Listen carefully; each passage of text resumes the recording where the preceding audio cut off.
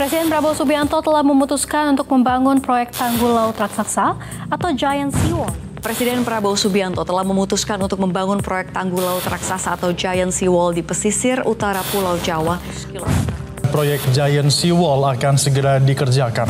Pemerintah berencana melanjutkan membangun Giant Seawall untuk menyelamatkan Jakarta dan juga Pulau Jawa. Kita ke informasi pertama pemirsa, proyek besar tanggul laut raksasa atau Giant Seawall di pesisir utara Jakarta. Lebih dari 700 triliun rupiah akan dikucurkan pemerintah Indonesia untuk membangun tanggul laut raksasa sepanjang 958 km dari Banten hingga Jawa Timur.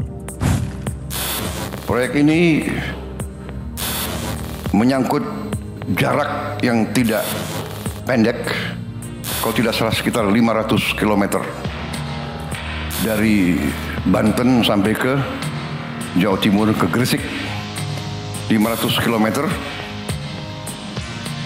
dan perkiraan biaya yang dibutuhkan 80 miliar dolar.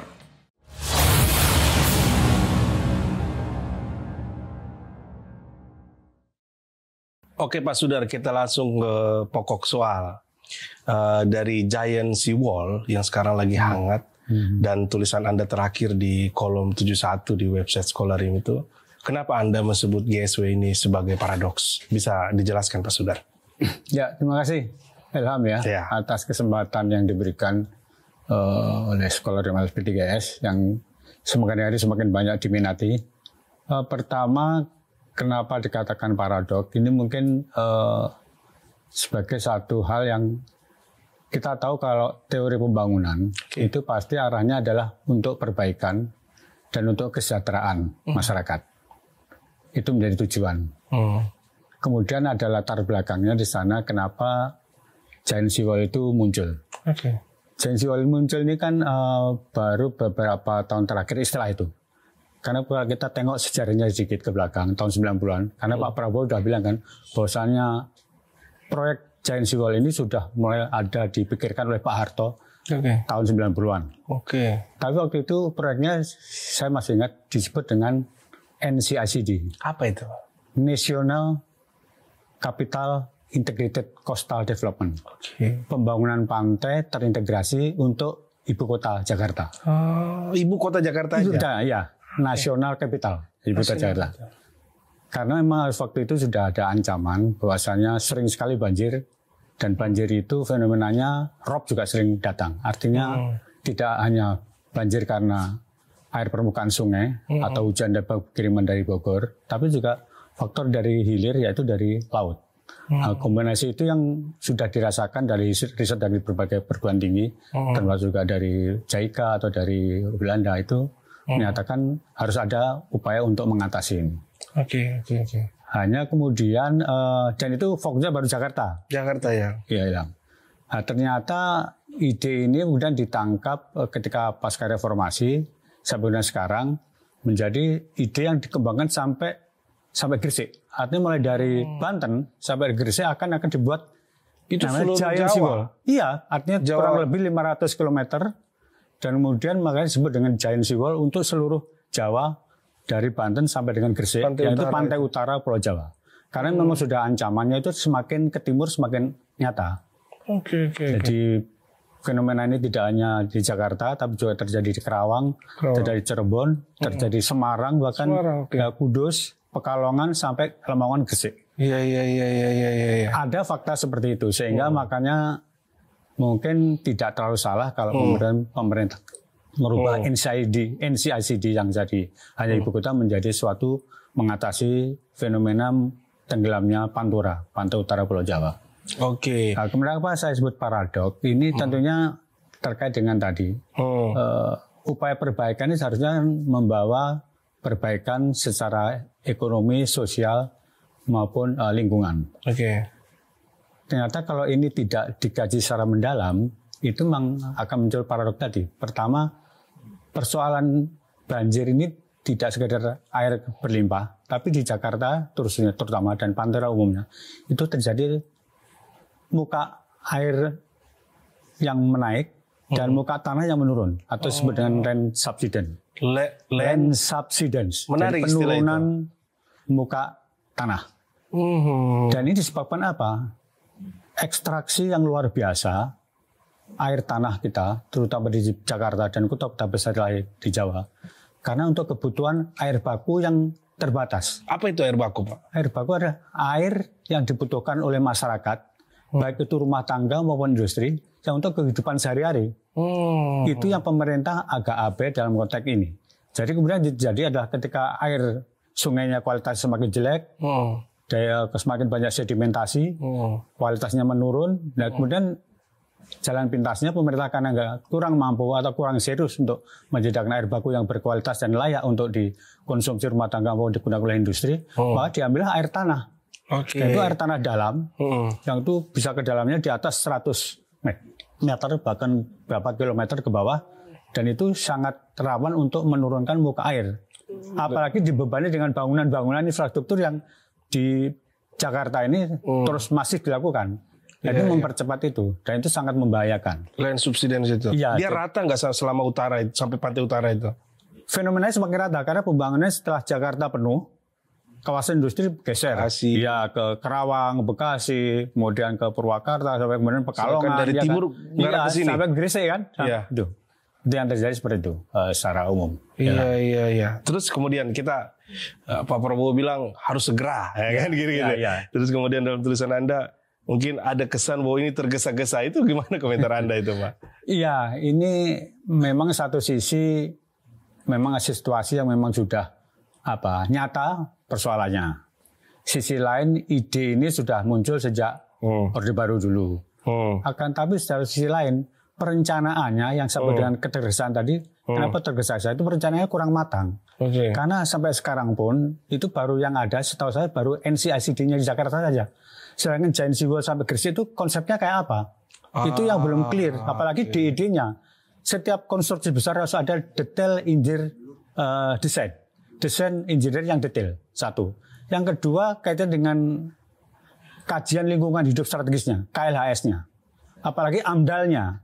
Nah ini yang belum disiapkan. Paling tidak belum dipublikasi secara umum ke masyarakat. Sehingga maka teman-teman sosial lingkungan pun juga mengkhawatirkan itu kan. Bahwasanya akan mengancam lingkungan juga, kemudian akan mengancam ekonomi nelayan. Hasil penelitian teman-teman Kiara misalnya, itu akan mengancam teman-teman nelayan di Pantura, karena nanti kalau ada bangunan infrastruktur Giant Seawall tadi itu, bagaimana eksistensi nelayan-nelayan kita kecil yang harus berusaha perikanan di laut yang kemudian ada giantnya. Apakah mereka akan digusur atau seperti apa? Ini konsep itu belum pernah ada. Ini yang menarik. Ketergesaan itu di situ. Jadi artinya perubahan NCICD menjadi Giant Seawall itu desainnya, di idenya harus juga disiapkan dengan baik dan kemudian dipublikasi dan dikonsultasi publikan. Dan publik ini tidak cukup hanya kalangan birokrat pemerintah daerah, tapi juga masyarakat nelayannya, kalangan NGO, perguruan tinggi. Itu yang harus juga paham dan kemudian memberikan masukan. Itu yang perlu diperhatikan agar tidak tergesa-gesa. Yang kedua, bahkan yang terakhir Bapak Menko Mas AHY itu mengatakan nanti tidak hanya fisik tapi juga perlu ada mangrove. Nah, itu harus dibedakan mana-mana lokasi pantai tadi itu yang mangrove, mana yang fisik. Karena fisik dengan mangrove sifatnya nanti berubah. Artinya Giant Seawall-nya dari mangrove gitu? Sebagian nanti dari mangrove, kata AHY. Tapi itu kan baru gagasan selintas ketika ada kritikan dari kalangan perguruan tinggi dan NGO bahwasanya nanti Giant Seawall itu harusnya tidak fisik semua. Lah direspon dia nanti akan ada mangrove. Tapi pertanyaan, mangrove itu seperti karakter kayak pantai yang seperti apa? Abrasi seperti apa? Kemudian pada tingkat daerahnya daratan land subsidence-nya kayak apa? Itu harus divariasikan dan di detail desainnya harus ada dulu kan. Iya, semua harus dihitung. Itu harus dihitung betul, baik secara teknik, secara ekonomi, secara sosial, dan lingkungan. 4 aspek itu harus diperhatikan dalam konteks infrastruktur yang sangat besar ini. Iya. Jadi kalau istilah Bu Nur, Pak, kalau mau masak ya semua harus disiapin dulu. Tiba-tiba masak nasi goreng nggak tahu di mana garamnya, bumbunya. Ya mungkin kira-kira begitu, Pak ya. Bumbunya kapan dituangkan di airnya gitu ya. Seperti itu. Iya. Saya juga akhirnya jadi berpikir ya.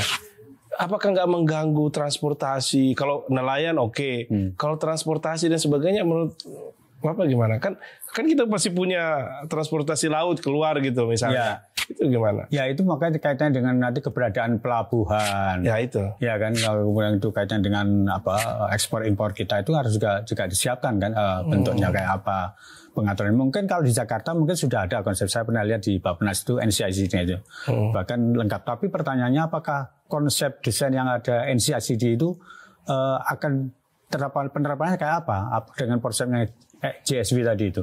Apakah ada revisi atau ada perubahan-perubahan seperti apa? Itu yang sampai sekarang juga belum dijelaskan kepada publik.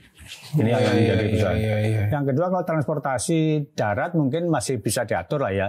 Tapi yang paling penting adalah transportasi laut, transportasi pantai yang itu yang mengganggu nelayan, mengganggu pelabuhan-pelabuhan yang itu perlu kajian yang sangat detail kaitannya dengan benefit and cost-nya, kaitannya dengan feasibility-nya itu harus cukup layak. Tapi ini tadi tuh KLHS tuh Mas. Kajian lingkungan hidup strategis itu harus dilakukan secara detail dan karena itu menyangkut nanti aspeknya tidak hanya lingkungan atau ekonomi tapi juga sosial, teknik maupun implikasi dari keadaan daratan yang menjadi batas oleh Giant Seawall tadi. Apalagi kaitannya kalau nanti ekstraksinya air tanah itu tidak diperhatikan, ya ini bayangkan bangunan, tapi kemudian di atas tanah, dan tanahnya masih bergerak menurun. Implikasinya apa? Bisa patah. Ini yang harus terpikir. Mungkin yang bisa patah itu apanya Pak? Ya bangunan simbolnya tadi, itu. Dinding raksasanya tadi kan. Kalau itu kan tetap aja dia bertumbuh pada struktur batuan dan tanah.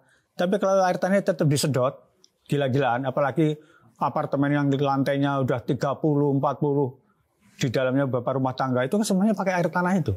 Lihat aja di pinggiran PIK 1, PIK 2 sampai ke sana ya kan. Jakarta Utara Utara sampai Bekasi. Kelapa Gading apa.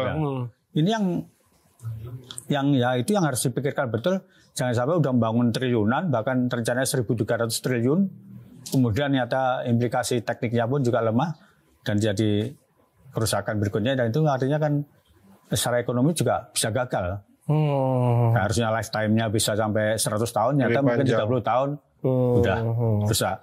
Makanya imbangannya itu adalah land subsidence. Penurunan muka air tanah itu harus dikurangi betul-betul, bahkan harus ada daerah-daerah tertentu ada pelarangan untuk menyedot air tanah dalam. Konsekuensinya apa? Pemerintah dan daerah harus menyediakan air bagus sungai itu yang berkualitas. Makanya 13 sungai di Jakarta, kalau kita ngomong Jakarta itu harus dibenahi oleh pemerintah daerah dan pemerintah pusat. Dan saya tahu dalam konteks di Jakarta ini, sungai-sungai di Jakarta ini pengelolaannya oleh Balai Besar Wilayah Sungai Ciliwung Cisadane. Itu kewenangan pemerintah pusat. Hanya masyarakatnya oleh pemerintah daerah. Tapi bangunan fisiknya, badan sungainya itu kewenangan pemerintah pusat. Nah ini harus juga diberesi dalam konteks supaya tidak melakukan ekstraksi air tanah gila-gilaan dan kemudian tidak melakukan land subsidence atau penurunan muka air yang terus-menerus semakin tinggi. Pak Hanif, Menteri Lingkungan Hidup, sudah mengatakan kan bahwasanya penurunan itu muka tanah itu sekitar 39 cm per tahun. Per tahun bayangkan. Berarti kalau 5 tahun aja udah 1,5 meter. Ini yang harus menjadi perhatian dari pemerintah dan daerah kayaknya ketika mau bangun itu konsep ekstraksi air tanah harus dilarang dengan keras atau sangat amat dibatasi. Bahkan usaha saya pribadi mungkin karena Jakarta udah gedung-gedung semakin banyak, batasan membangun gedung tertinggi harus dibatasi. Supaya komunitas yang ada di gedung itu juga dibatasi gitu. Ini yang ide saya yang masih saya sampaikan. Ide Bapak ini kalau kita lihat akhir-akhir ini agak berisiko mendapatkan resistensi Pak. Kita tahu kemarin setiap orang yang disebut menjaga lingkungan, karena tadi ada aspek itu kan, lingkungan dijaga, disebut dengan Wahabi lingkungan. Bapak nggak takut disebut Wahabi lingkungan? Meskipun orang Wahabi lingkungan yang mencintai lingkungan bisa sebut mereka Wahabi tambang. Gitu. Nah, bagaimana nanti kemungkinan ada semacam konflik tentang argumentasi Bapak ketika itu disebarluaskan di publik, gitu. Saya kira LPDK sebagai lembaga riset sangat yakin setiap pembangunan, apalagi menyangkut perubahan, baik itu fisik, sosial, ekonomi, pasti berdasarkan harus riset. Riset itu harus kuat. bahwasanya kenapa pemerintah atau daerah melakukan pelarangan atau pembatasan keras terhadap ekstraksi air tanah. Itu dasarnya dari riset tadi. Ternyata dengan jumlah penaikan penduduk komunitas sekian ribu mengekstraksi air tanah sekian, maka implikasi air tanahnya akan semakin lebih tinggi. Kalau itu dilanjutkan dan bisa dihitung kan, dan tidak ada upaya mengadvokasi bahkan memperbaiki aspek muka air tanah tadi, ya kondisinya bisa dihitung dengan jelas dan itu bisa jadi fakta hasil riset. Jadi basisnya harus pada riset reliable, bisa diukur dan sebagainya, Pak ya. Dan bisa dipertanggungjawabkan dalam metodologinya. Saya kira teman-teman lingkungan hidup, pusat-pusat studi lingkungan hidup di perguruan tinggi cukup banyak bisa melakukan seperti itu, baik UI, ITB atau yang lainnya. Tadi, nah kita kembali ke tadi. Jadi ada apa yang kita sebut dengan infrastrukturisasi,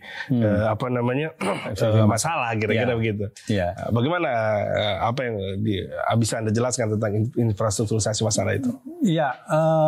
Ini menjadi fenomena Indonesia khususnya di dalam konteks pembangunan terkait dengan infrastruktur.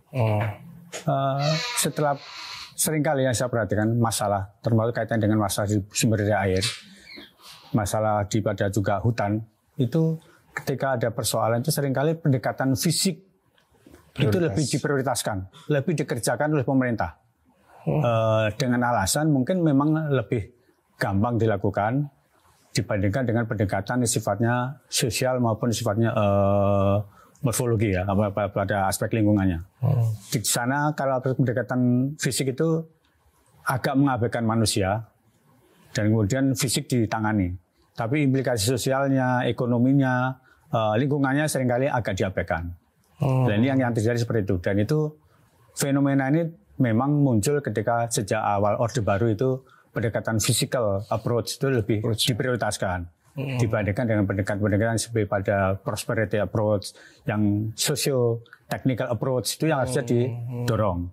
Ini yang sehingga implikasinya physical approach-nya itu menjadi mengesankan tergesaan menyelesaikan masalah dengan pendekatan infrastruktur.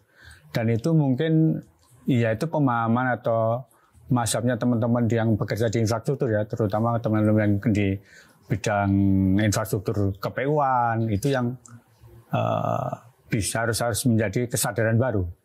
Misalnya dalam konteks irigasi saja, itu sejak tahun 70-an kan pendekatan fisikal itu menjadi dikritik oleh berbagai perguruan tinggi dan kemudian muncullah namanya socio-technical approach. Pendekatan sosioteknik itu menggabungkan antara pendekatan fisik teknikal dengan pendekatan sosial masyarakat. Nah, itu sudah dipadukan dan sehingga di sana membangun fisik itu juga diimbangi dengan membangun aspek sosial kelembagaan masyarakat termasuk sebuah kelembagaan pemerintahnya. Ini yang harus diimbangi karena apa? Fisikal ini tidak bisa menyelesaikan sendirinya ketika berhadapan dengan aspek-aspek sosiologis, aspek-aspek antropologi maupun aspek-aspek kebudayaan. Padahal potensi sosial antropologi tadi itu di masyarakat itu bisa sangat membantu baik dalam pelaksanaannya kegiatan infrastruktur tadi maupun ketika keberlanjutan proyek tadi. Proyek itu berlanjut ketika keberlanjutannya terjaga, lifetime-nya terjaga, baik itu dilakukan oleh pemerintah daerah atau juga oleh masyarakat sendiri. Nah, socio-technical approach harus menjadi fenomena menjadi upaya yang harus didorong di dalam konteks untuk menghindari yang ada disebut dengan infrastrukturisme untuk penyelesaian masalah. Iya, kalau saya nangkap begini bisa jadi nggak Pak? Misalnya di kompleks kita nih, lingkungan rumah kita, pada akhirnya banyak kejadian kehilangan. Tiba-tiba untuk menyelesaikan masalahnya, ada dua pendekatannya, bikin pagar gede-gede pasang CCTV, atau kita berembuk bikin pos kamling, kemudian menghangatkan sesama tetangga dan sebagainya. Itu kan dua pendekatan yang berbeda. Mungkin begitu kira-kira contohnya. Ya, itu begitu. Dan memang mengesankan bikin pagar CCTV itu lebih gampang kan, karena tanpa adanya rembukan, tanpa adanya perencanaan, tanpa adanya bagaimana kemudian institusi bersama dengan masyarakat tadi dibentuk untuk menjaga itu.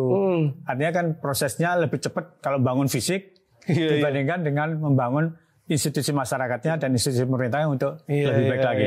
Artinya seperti itu kan. Iya gitu kira-kira ya. Padahal itu pendekatan harus digabungkan agar keberlanjutan proyek tadi terjaga. Intinya di situ. Jadi seringkali teman-teman yang menegakkan infrastruktur kaitan dengan pendekatan fisikal itu agak lupa keberlanjutan dari pembangunan tadi itu. Dia semuanya senyampang melihatnya, oh ini diselesaikan dengan fisik, udah kita tunggu apa yang terjadi, dan nanti kalau muncul baru diselesaikan lagi. Nah, itu sifatnya jadi reaktif aja.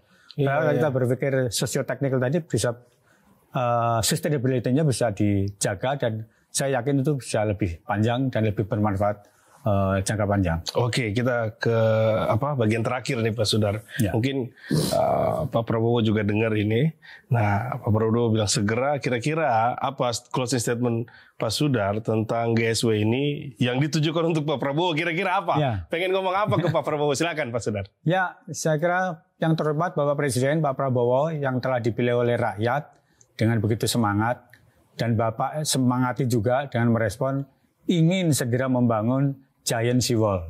Tapi pesan kami dari kalangan peneliti, dari kalangan aktivis penggiat sumber daya air ini, bahwasanya itu bagus untuk merespon masalah yang ada.